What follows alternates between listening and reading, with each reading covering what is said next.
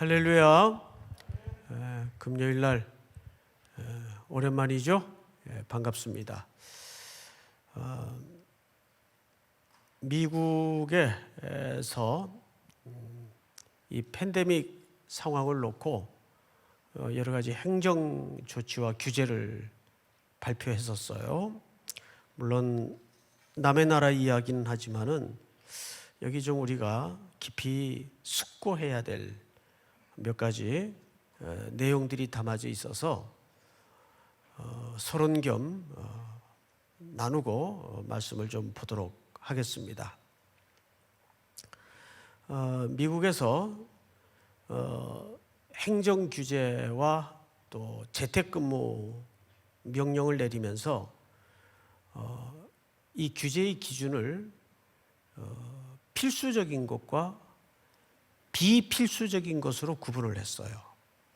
그러니까 아무리 코로나가 범람을 해도 사람이 필수적인 것은 규제할 수 없다, 이렇게 구분을 하는 거예요.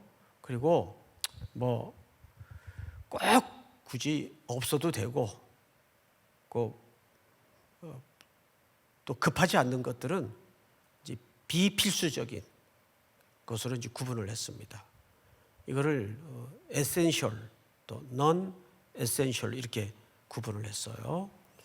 그래서 그 내용을 들여다보다가 그러면 이 사람들의 이해와 기준 속에 필수적인 건 뭐냐 했을 때 상점, 서비스업, 슈퍼마켓, 철물점, 이게 다 필수적인 영역에 들어가요. 철물점, 주유소, 애완동물 가게, 세탁소, 뭐 쭉 이렇게 항목이 있는데 그거 다 소개할 수는 없고, 근데 여기까지는 뭐 별 시비 걸 마음이 없는데 비필수적인 것에 이제 구분되어진 항목들을 보니까 영화관, 그 영화는 뭐 봐도 되고 안 봐도 되는 거죠. 또 카지노, 소매점, 스타디움, 교회. 교회가 비필수적인 항목에 구분이 되었어요.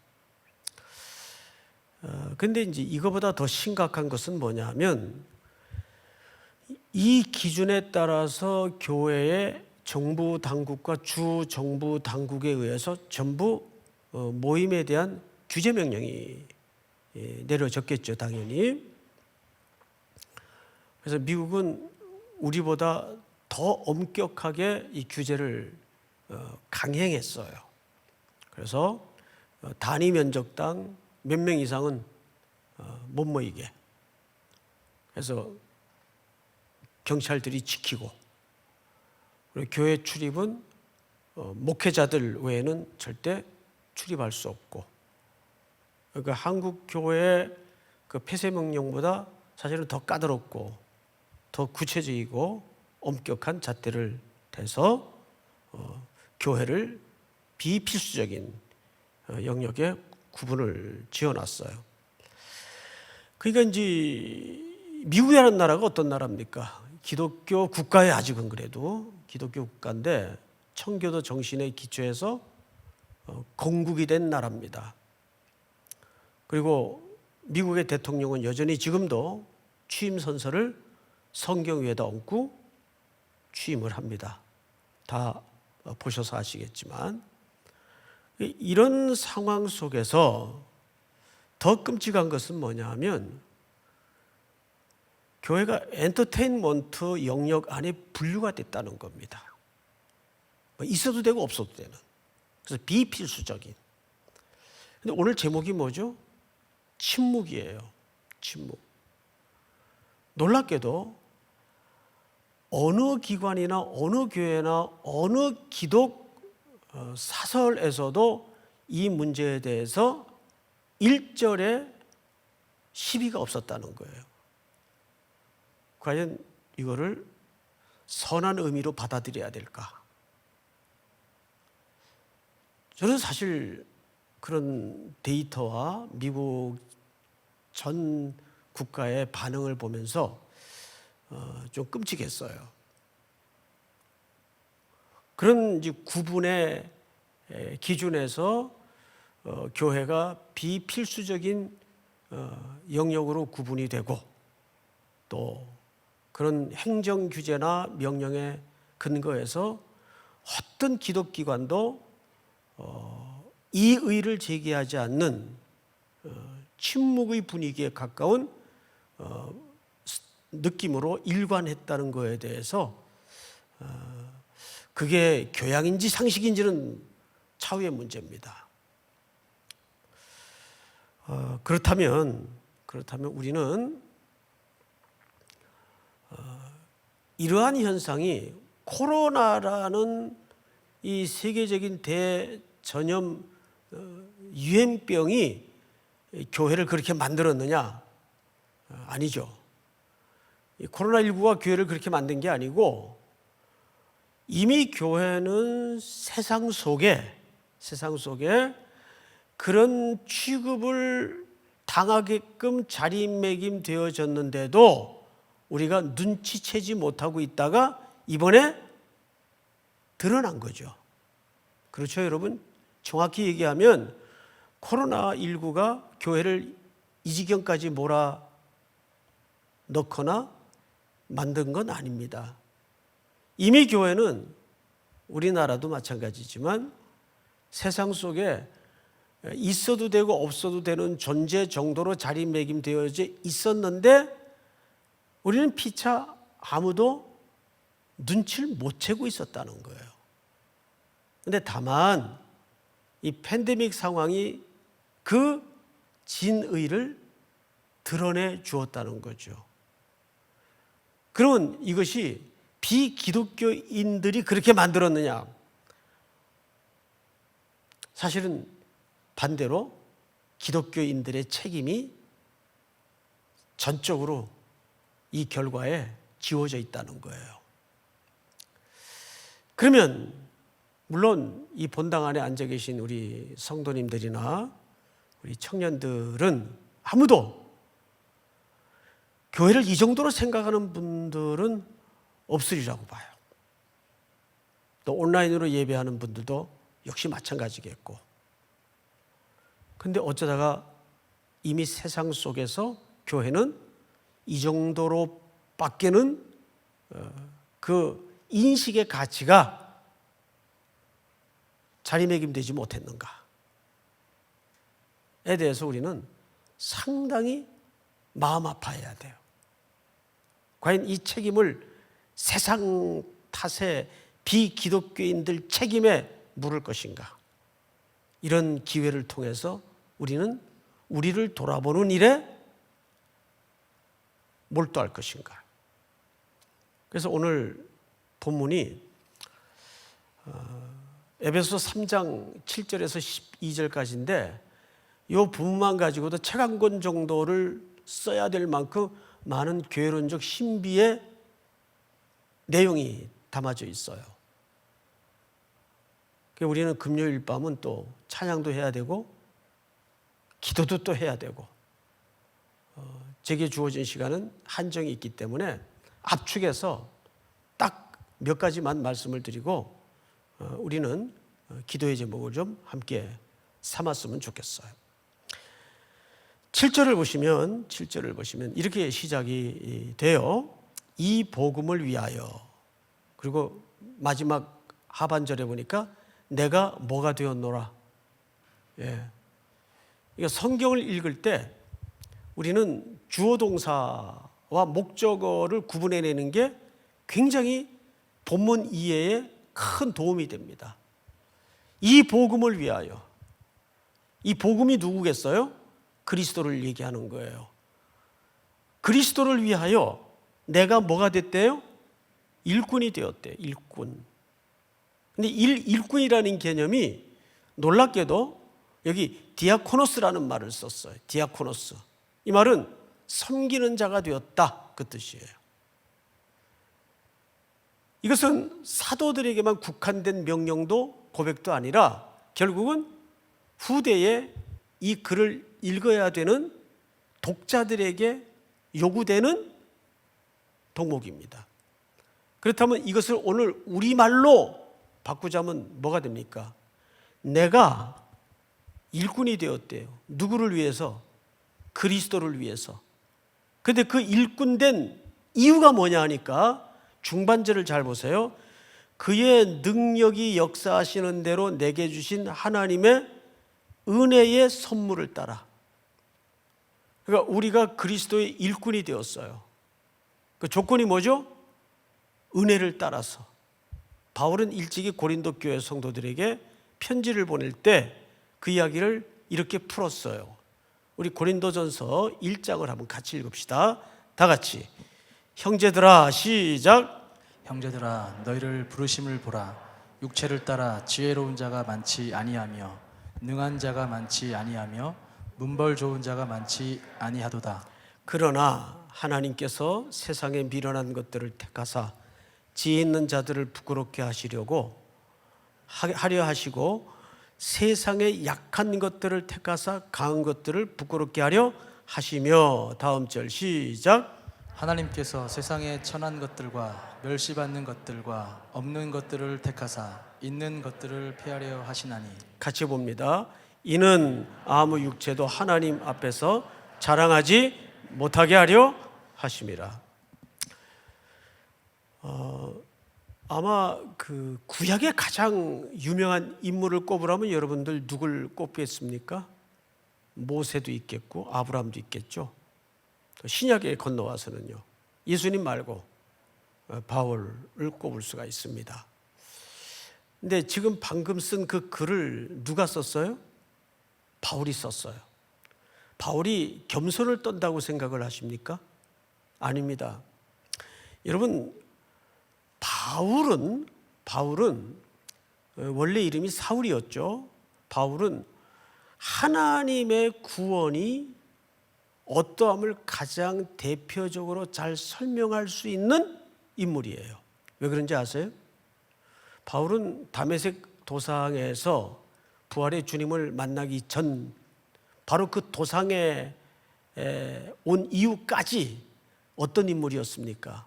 예수를 박해하고 예수 믿는 사람을 잡아다가 옥에 가두고 죽였던 인물이에요. 그리고 대표적인 피해자가 아시는 대로 스데반 집사입니다. 스데반의 순교 현장에 가편 투표를 앞장서서 행했던 인물이 사울이에요. 후에 이름이 바울로 바뀌지만, 자, 그렇다면 사울은 기초적인 학문이 좋았기 때문에, 집안이 좋았기 때문이 아니라 이미 바울은 그의 고백 속에서 그러한 과거에 자기에게 이고 지녔던 모든 커리어는 배설물로 여겼다 그랬어요. 그래서 바울은 사실상 하나님의 구원이 어떠함을, 왜 하나님의 구원이 은혜임을 바울보다 잘 설명해낼 수 있는 인물이 없어요. 구약으로 건너가면 누구죠? 아브라함이에요. 모세예요. 자, 모세가 하나님이 이스라엘 백성들을 구원 기회에 소명했을 때 모세가 순순히 처음부터 고분고분 명령에 따랐고 말을 들었던 사람인가요? 출애굽기 3장부터 그는 뻗대고 아니라고 주저앉고 불신하고 분노를 터뜨리고 그러던 모세를 하나님이 앞장 세워서 뭘 만들어 가세요? 구원이 뭔가를 설명하시잖아요. 왜 구원이 전적인 하나님의 은혜고 하나님이 홀로 하시는 일인가를 모세라는 인물보다 더 잘 설명할 수 있는 대상이 있습니까? 아브라함 마찬가지예요. 아브라함은 출신이 어디입니까? 갈대아 우르예요. 우상 섬기던 사람이에요. 그 집안에서 자랐어요. 어느 날 자기 의지와는 아무 상관없이 영광의 하나님이 그에게 나타나셔서 그를 무작정 한 걸음 한 걸음 동행하셔서 설득하고 주저앉으면 또 일으켜서 안 일어나면 기다리시고 가나안 땅에 집어넣어서 기근 오니까 고민 없이 애굽으로 흘러내려가죠. 그랬던 아브라함을 먼 훗날 열국의 아비로 만드는 거예요. 그 아내를 열국의 어머니로 만드는 거예요. 그러니까 아브라함만큼 구원이 왜 하나님의 은혜요? 왜 하나님이 홀로 하시는 싸움인가를 설명할 수 있는 인물이 있나요? 없어요. 우리가 이 땅에 태어나 이 땅에 던져지는 목적은 여러분 기억하세요. 복음의 일꾼으로 부름받은 거예요. 그게 여러분들의 본업입니다. 믿습니까? 네. 이거를 잊어버리지 마세요. 이거는 천지가 10번 뒤집었다 개혁을 해도 변혁을 해도 흔들릴 수 없는 진리예요. 우리를 이 땅에 나게 하신, 육신의 부모를 통해 태어나게 하신 가장 명징한 이유는 두말할 것도 없이 그리스도를 위하여 일꾼을 삼으신 거예요. 이렇게 전문직인 목회자만 일꾼이 아니란 말이에요. 다양한 모습으로 여러분들을 일꾼 삼으신 겁니다. 바울이 교회론을 설명하면서 지금 그 얘기를 하는 거예요. 오늘 여러분들이 어떤 문제로 흔들리고 방황하는 마음이 내심 일말이라도 있을 때 고민할 것 없어요. 그 고백과 그 확인서부터 기도가 시작이 돼야 돼요. 맞습니다, 주님. 제가 방황했고 흔들렸지만 다시 한번 주님 품에 둥지를 틀어보겠습니다. 트로트 가사 노래처럼 방황하지 말고 흔들리지 말고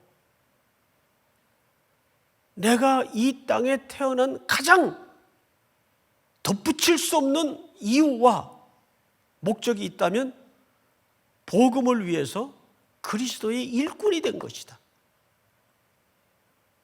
은혜로 믿습니까? 이것이 7절의 설명이에요.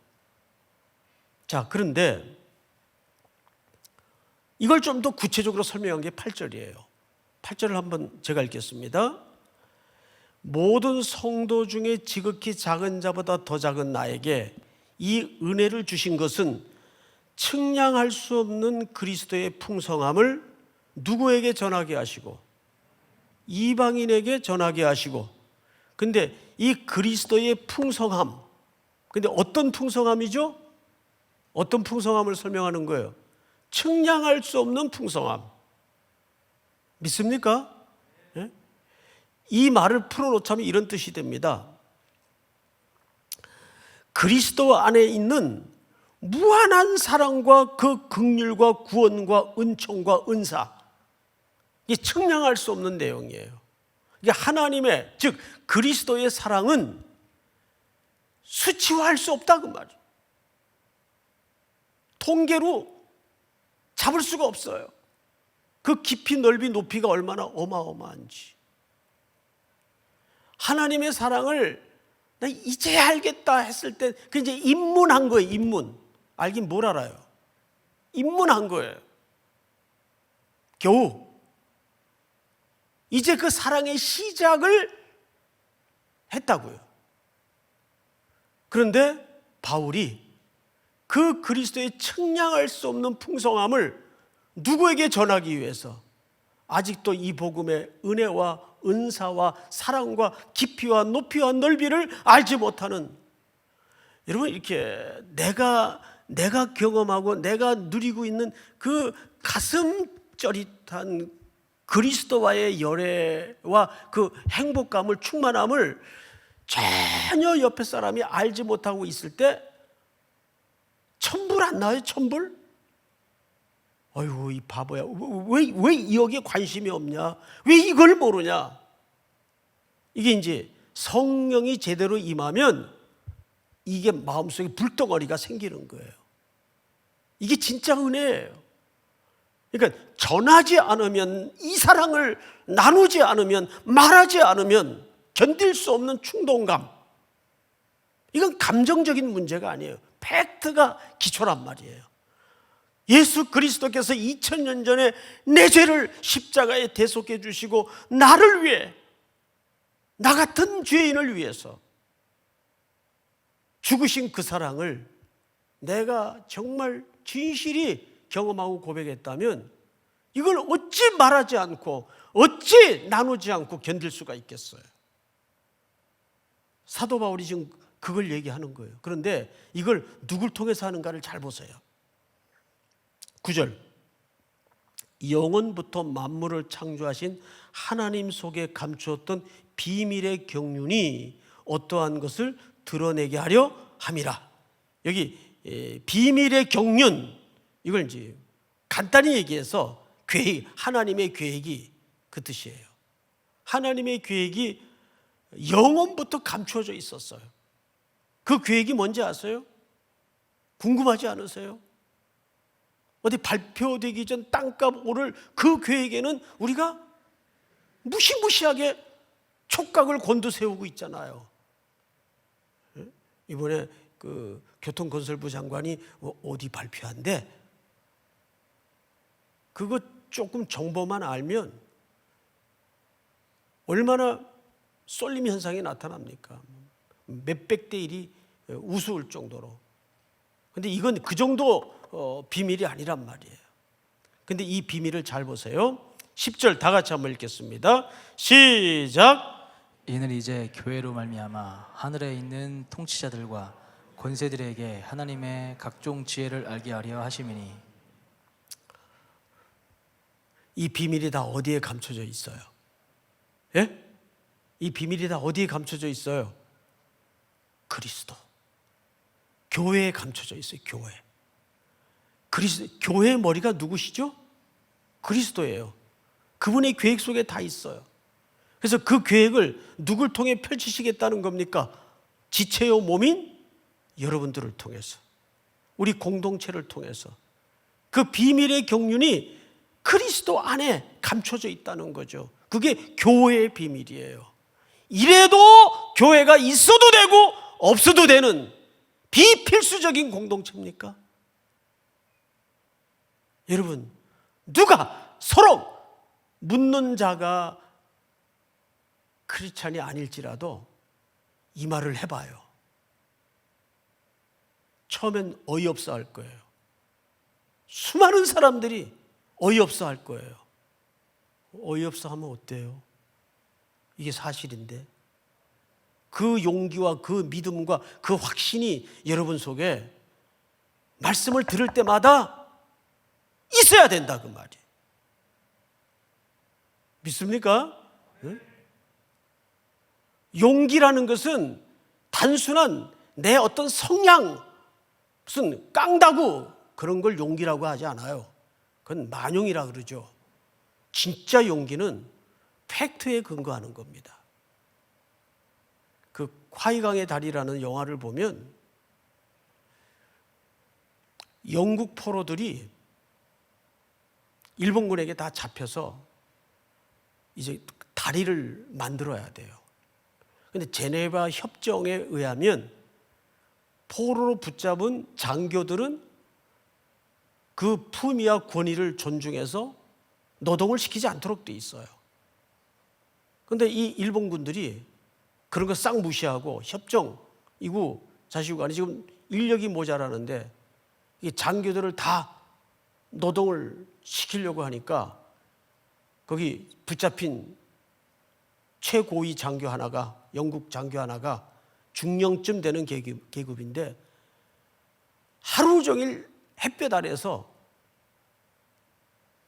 딱 버티고 서 있어요. 흔들리지 않는 거예요. 그리고 이 기관포를 갖다 놓고 위협을 해요. 일 안 하냐고. 근데 그 총구 앞에서도 안 합니다. 그러니까 나중에는 그 철조각으로 만든 독방 그 들판에 만들어진 독방에다 집어넣어요. 얼마나 혹독하게 덥겠어요. 태양이 막 달구죠. 거기서도 여러 날 물 한 모금 먹지 않고 버팁니다. 여러분, 우리 기독교인들의 용기는 어떤 자기의 성향이 아니에요. 세상이 뒤집어져도 불변한 진리라는 약속에 우리 삶의 기초와 이유가 있다는 걸 알기 때문에 우리는 두렵지도 않고 물러설 수도 없는 거예요. 믿습니까, 여러분? 이것이 우리가 사는 근거가 돼야 돼요. 하나님이 이 교회 안에다가, 교회는 역사의 중심이고 우주의 중심이고 하나님 계획의 중심이에요. 감히 세상은 이 가치를 몰라서 수많은 언어로 비판하고 조롱할지라도 거기에 위축당하지 말고, 거기에 겁먹지 말고 묵묵히 이 약속 믿고, 그것이 여러분들이 두 발을 딛고 서 있는 이유이며 살아가는 존재의 가치임을, 각자가 교회됨을 기억하여 이겨낼 수 있는 은혜가 있기를 주님의 이름으로 축원하고 축복합니다. 우리 찬양 하나 하겠습니다. 어려운 일 당할 때 나의 믿음 적으나 의지하는 내 주를 더욱 의지합니다.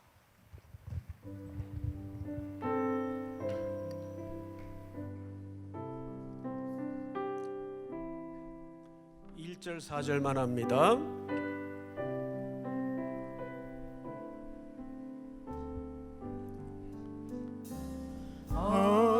어려운 일 당할 때 나의 믿음 적으나 의지하는 내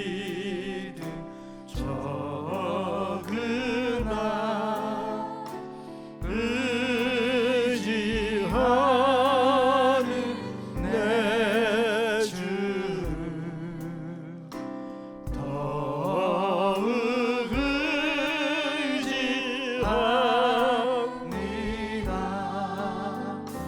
세월 지나갈수록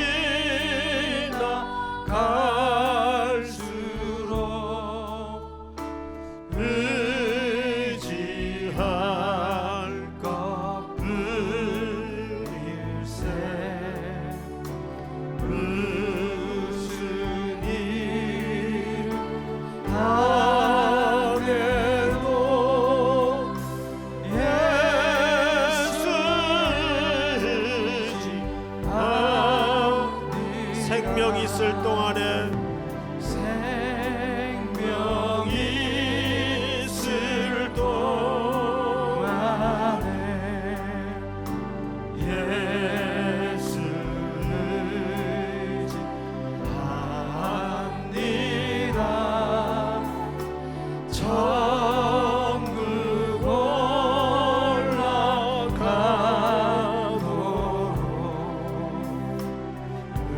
의지할 것뿐일세. 세월 지나갈수록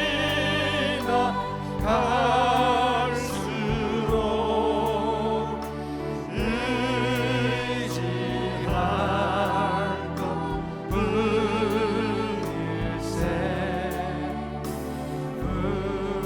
무슨 일 당해도 예수 의지합니다.